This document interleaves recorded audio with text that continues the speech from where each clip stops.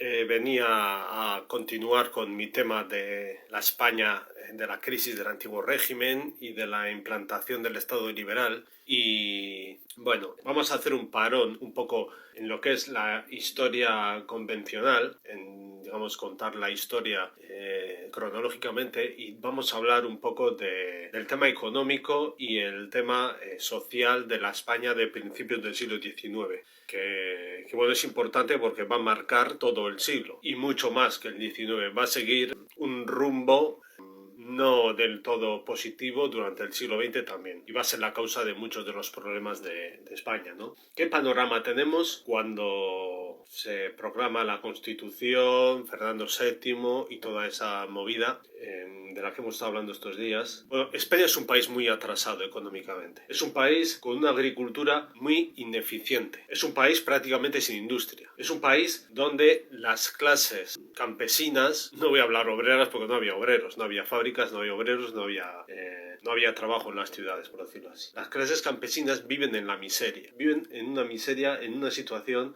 muy desfavorable, por decirlo de alguna manera. Entonces, es un país subdesarrollado, para que nos entendamos. Un país que sale del antiguo régimen subdesarrollado. No tiene industria, la agricultura es ineficiente, no hay clase media o está muy empobrecida. La poca clase media que hay apenas tiene fuerza. De hecho, la clase media es la que apoya los cambios de los liberales. Pero claro, como en España había una clase media tan débil y tan escasa, que todas las reformas liberales costaban mucho más de aplicar porque no tenían un apoyo social real. Entonces la España de Fernando VII es una España que está feliz con Fernando VII y con su absolutismo, porque el mundo del campo es muy conservador. El mundo del campo no quiere cambios, quiere que se mantengan las cosas tal y como están, y no les gustan las aventuras políticas que puedan traer problemas imprevistos, ¿no? El mundo del campo es muy conservador, en España muy católico, muy conservador, no confían de los liberales, porque los liberales, eso ha venido de Francia, eso no es de fiar, y están más a gusto en esa vida tan terrible que es la vida en el campo, el trabajo extremo, prácticamente sin medicina, sin ninguna facilidad, sin ningún apoyo de instancias gubernativas, etcétera, ¿no? Estaban prácticamente viviendo como en la Edad Media. Pero es que España era un país que tenía muchos rasgos todavía medievales. Los mayorazgos de la nobleza, que eran tierras que no se podían dividir y no se podían partir, no se podían vender tampoco, pertenecían a las clases de la nobleza.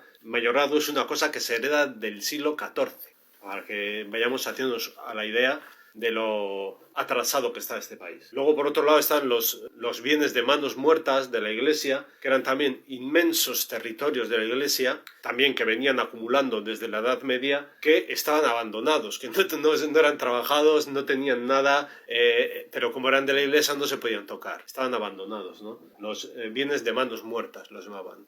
Entonces, bueno, es un país que económicamente está muy subdesarrollado, ¿vale? Para que nos entendamos, a principios del siglo XIX. Claro, Gran Bretaña había empezado la revolución industrial en la segunda mitad del siglo XVIII, especialmente en el último cuarto del siglo XVIII. Gran Bretaña es un país que se está mecanizando ya en su industria, y es un país que tiene la ventaja de que existe en el país una mentalidad muy abierta, muy emprendedora, muy echada para adelante en cuanto a adquirir riesgos económicos para intentar obtener beneficios. Un país en el que la legislación apoya el que se pueda llevar a cabo actividades económicas de industrias, de manufacturas, etc. Y es un país en el que la revolución industrial ha afectado al campo, con la especialización de los trabajadores del campo, con la selección de semillas, la selección de especies ganaderas, y por tanto es un país que está teniendo un crecimiento demográfico. Como hay comida, como hay abundancia, puede crecer la población, y como en el campo las cosas funcionan bien, pues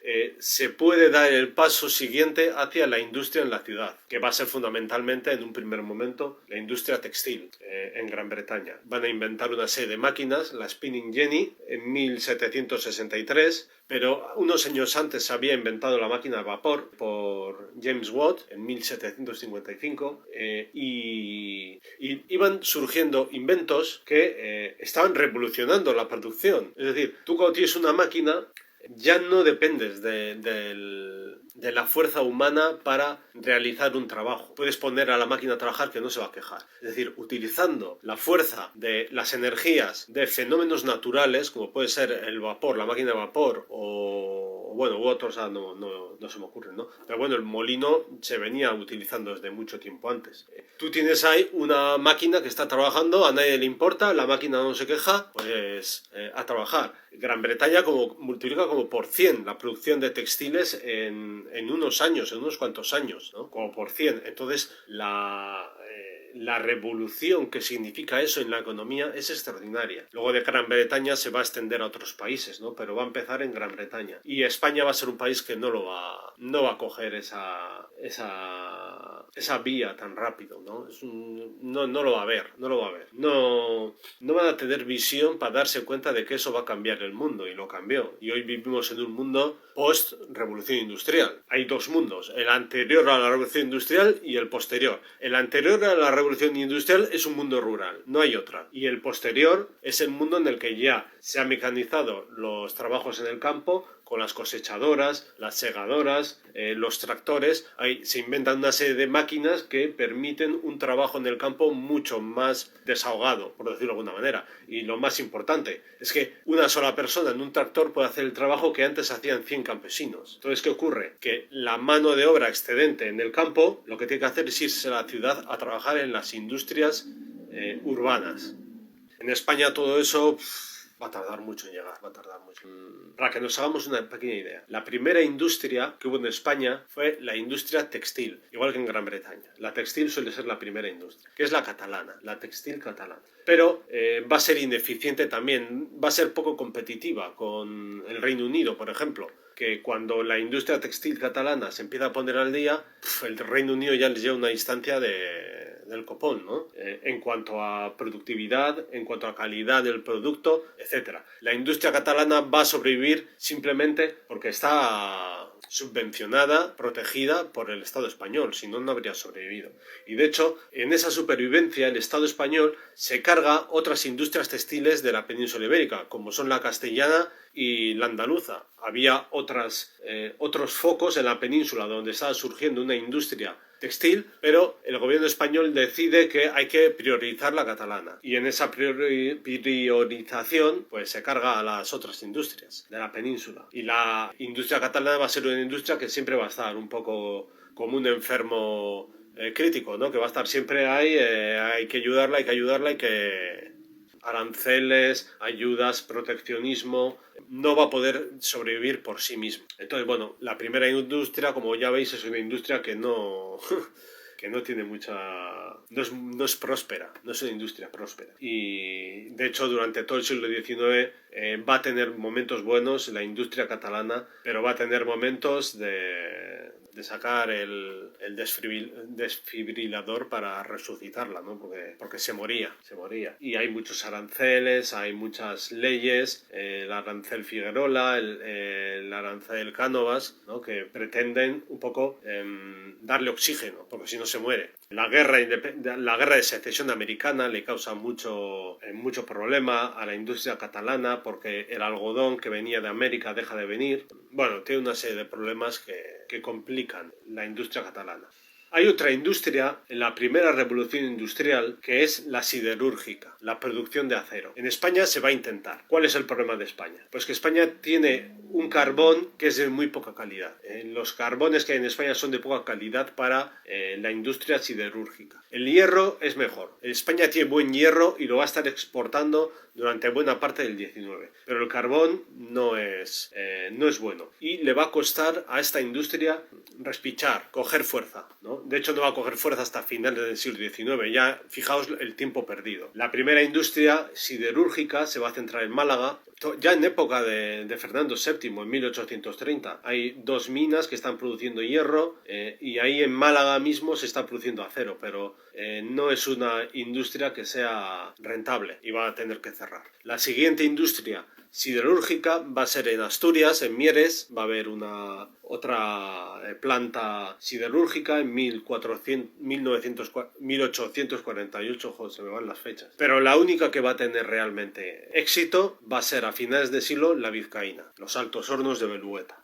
¿Y por qué va a tener éxito? Pues porque va a entrar la financiación extranjera. Van a entrar ingleses y franceses y la van a levantar ellos, porque si no, tampoco habría podido sobrevivir. Y porque van a importar carbón de Gran Bretaña, que tenía buen carbón. Entonces, bueno, pues eso es un poco el panorama que tenemos. Entonces, tenemos un país, en la primera mitad del 19, un país que no va a producir ferrocarriles, va a tener muy poco ferrocarril, hasta la segunda mitad va a tener muy poco ferrocarril. Lo que es el ferrocarril es un indicador de la industrialización de un país. Si no hay ferrocarriles, no hay realmente industrialización. Un país, la primera mitad del 19, sin ferrocarriles prácticamente, un país con una industria, la principal industria es la textil, y ya os digo que hay que darle oxígeno continuamente porque se hunde, una industria siderúrgica absolutamente ruinosa y bueno, y otras industrias menores que bueno, sí que se producía en España zinc, se producía hierro, como he dicho antes, se producía una serie de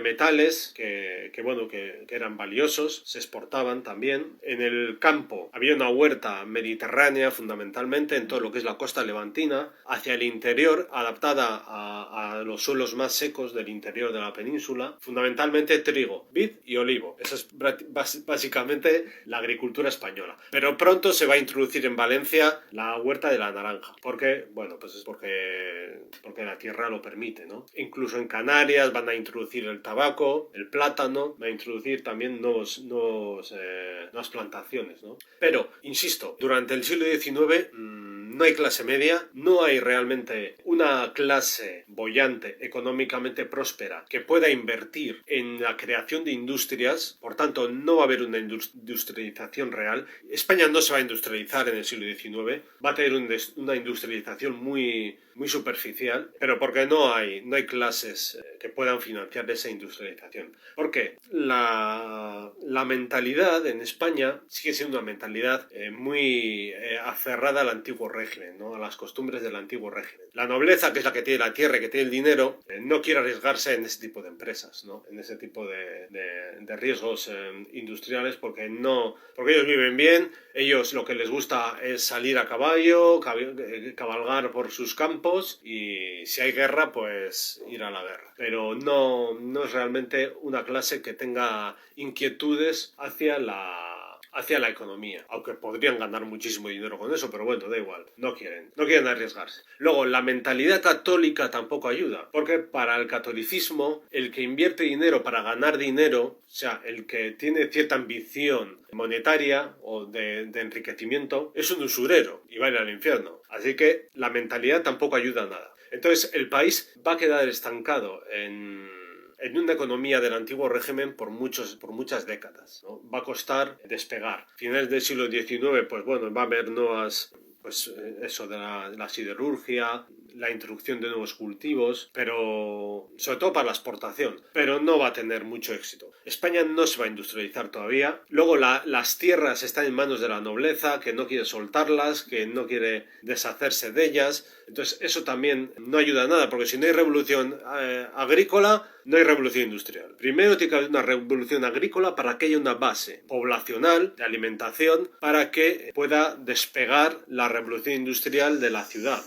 Si no hay comida, si no hay una producción de excedente en comida, la clase campesina no se puede ir a la ciudad para trabajar en las industrias. Entonces, bueno, pues como no hubo revolución agrícola, no hubo revolución industrial. Claro, ¿hasta cuándo estamos así? Pues bueno, os adelanto. La Segunda República inició una ley muy ambiciosa, que era la Ley de Reforma Agraria, para intentar repartir esas tierras muertas que nadie trabajaba mientras los campesinos vivían en la miseria, ¿no? repartirlas, sacarlas a la productividad, ¿no? A que puedan producir. Fue una ley que se estrelló. Lo hizo la República de Izquierdas. Luego la República de Derechas hizo lo contrario. Pero es que la República de Izquierdas, a pesar de que hizo una ley para la reforma agraria, no la dotó de suficientes fondos para que pudiese llevarse a cabo, para que pudiese hacerse realidad. De tal manera que quedó en papel mojado. La ley de reforma agraria que quedó en papel mojado. La España de la Segunda República es una España sin clase media, sin industria y fundamentalmente una clase de campesinos, una república de campesinos, ¿no? Las poblaciones urbanas eran escasas